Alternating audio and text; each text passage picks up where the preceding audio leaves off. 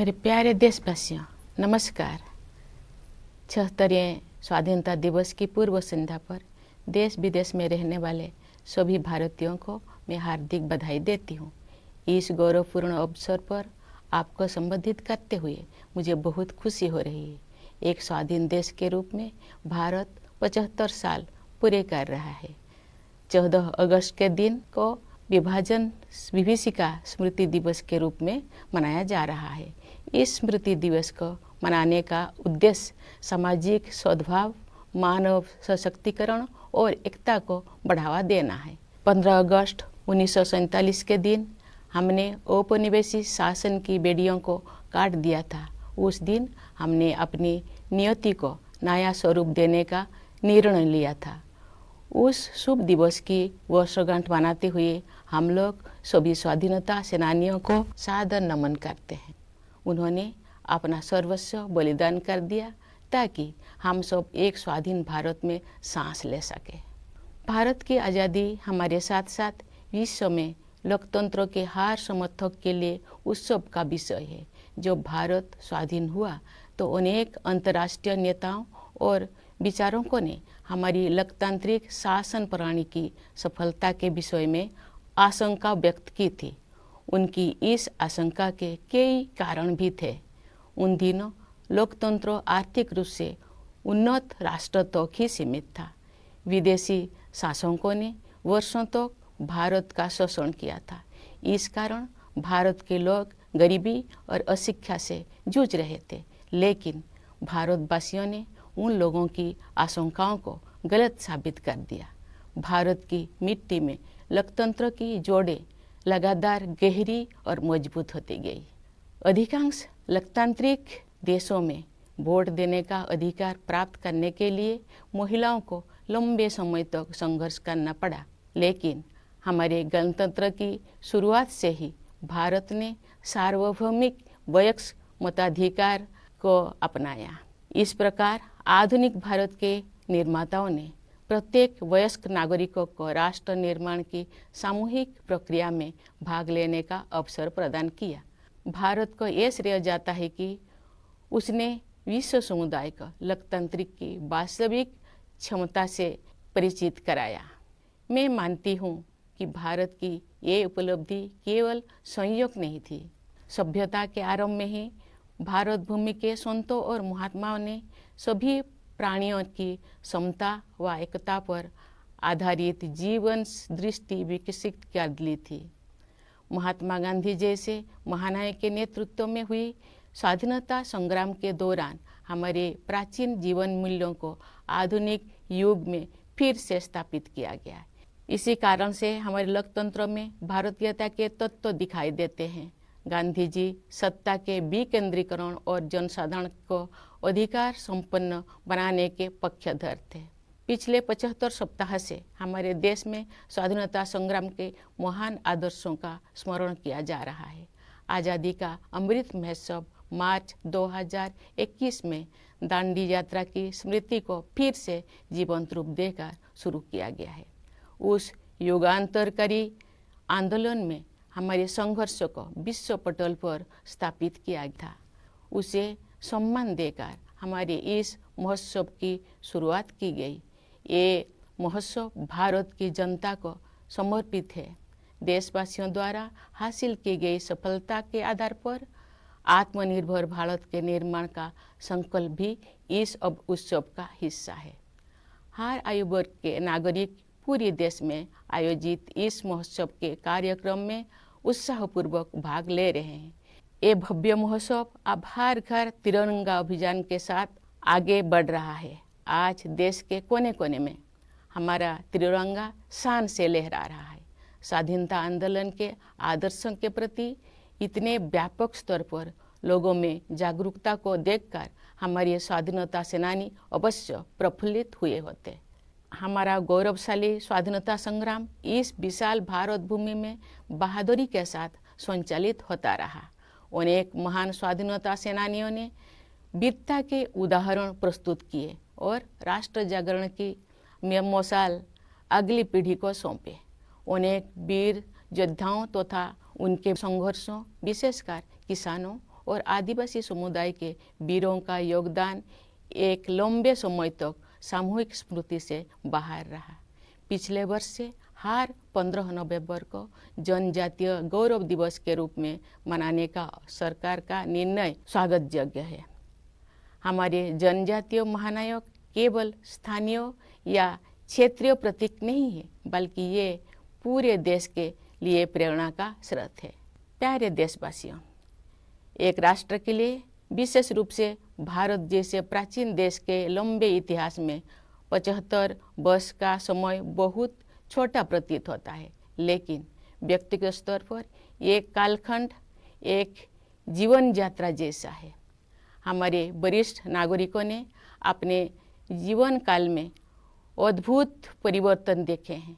ये गवाह है कि कैसे आज़ादी के बाद सभी पीढ़ियों ने कड़ी मेहनत की, विशाल चुनौतियों का सामना किया और स्वयं अपने भाग्य विधाता बने।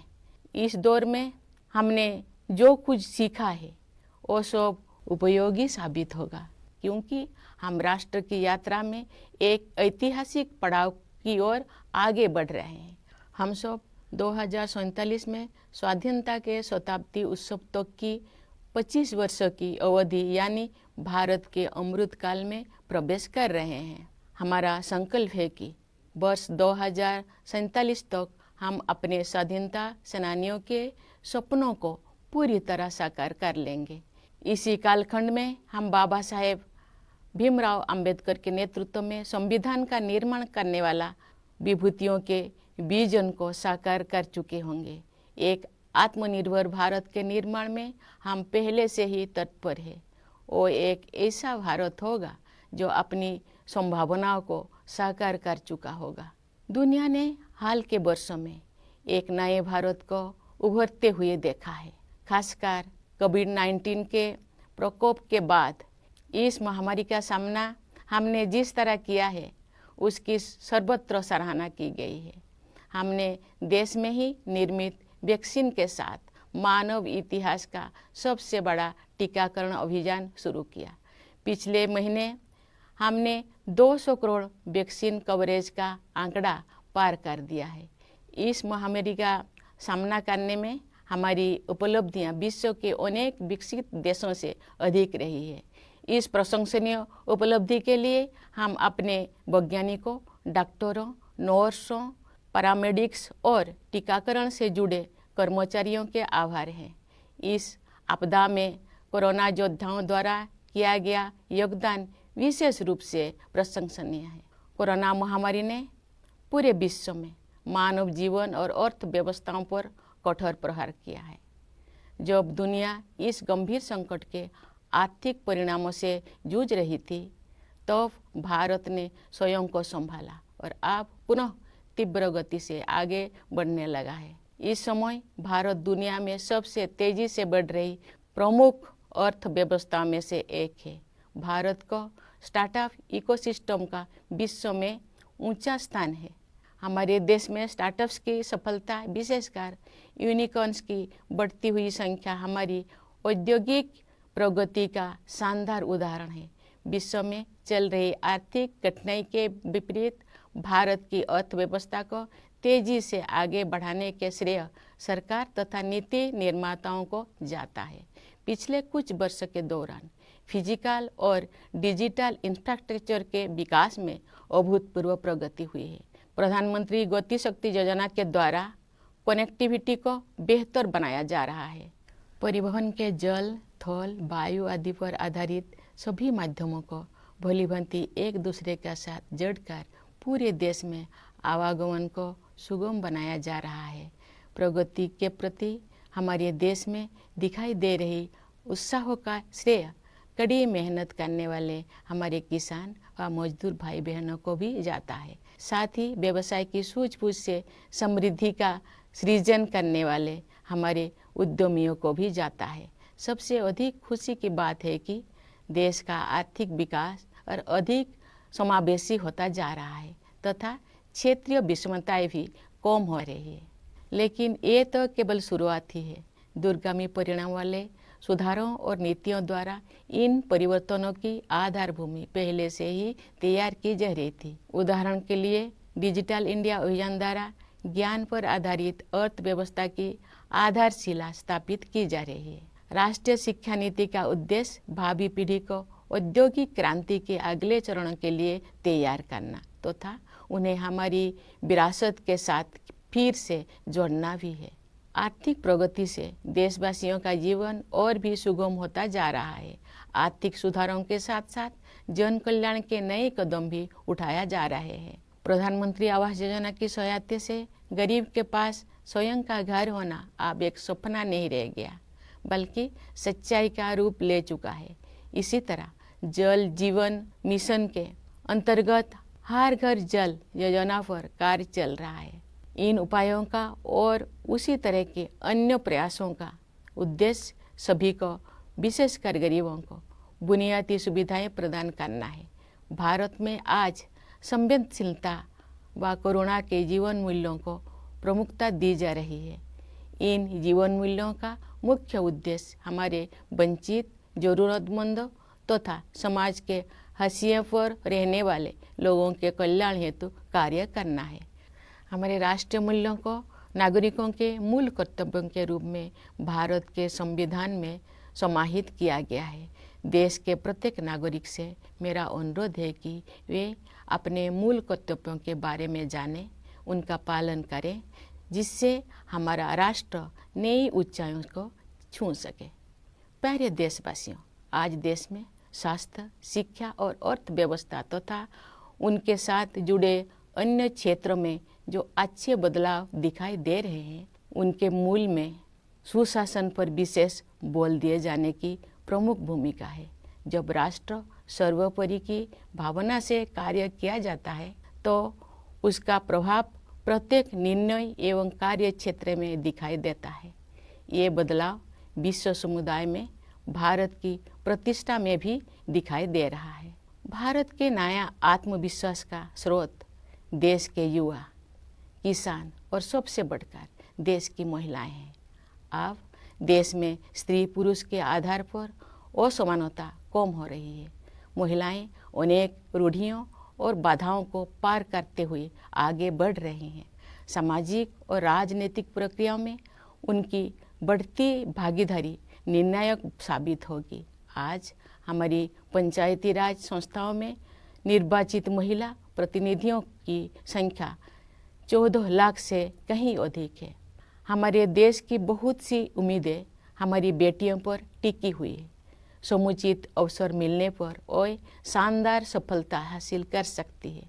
अनेक बेटियों ने हाल ही में संपन्न हुए राष्ट्रमंडल खेलों में देश का गौरव बढ़ाया है। हमारे खिलाड़ी अन्य अंतर्राष्ट्रीय प्रतियोगिताओं में भी देश को गौरवान्वित कर रहे हैं। हमारे बहुत से विजेता समाज के वंचित वर्गों में से आते हैं। हमारी बेटियां फाइटर पायलट से लेकर स्पेस साइंटिस्ट होने तक हर क्षेत्र में अपना परचम लहरा रहे हैं। प्यारे देशवासियों, जब हम स्वाधीनता दिवस मनाते हैं तो वास्तव में हम अपनी भारतीयता का उत्सव मनाते हैं। हमारा भारत अनेक विविधताओं से भरा देश है, परंतु इस विविधता के साथ ही हम सभी में कुछ ना कुछ ऐसा है जो एक समान है। यही समानता हम सभी देशवासियों को एक सूत्र में पिरोती है तथा एक भारत श्रेष्ठ भारत की भावना के साथ आगे बढ़ने के लिए प्रेरित करती है। भारत अपने पहाड़ों, नदियों, झीलों और वनों तथा उन क्षेत्रों में रहने वाले जीव जंतुओं के कारण भी अत्यंत आकर्षक है। आज जब हमारे पर्यावरण के सम्मुख नई नई चुनौतियां आ रही है, तब हमें भारत की सुंदरता से जुड़ी हर चीज़ का दृढ़तापूर्वक संरक्षण करना चाहिए। जल, मिट्टी और जैविक विविधता का संरक्षण हमारी भावी पीढ़ियों के प्रति हमारा कर्तव्य है। प्रकृति की देखभाल माँ की तरह करना हमारी भारतीय संस्कृति का अभिन्न अंग रहा है। हम भारतवासी अपनी पारंपरिक जीवन शैली से पूरी दुनिया का सही राह दिखा सकते हैं। योग एवं आयुर्वेद विश्व समुदाय को भारत का अमूल्य उपहार है, जिसकी लोकप्रियता पूरी दुनिया में निरंतर बढ़ रही है।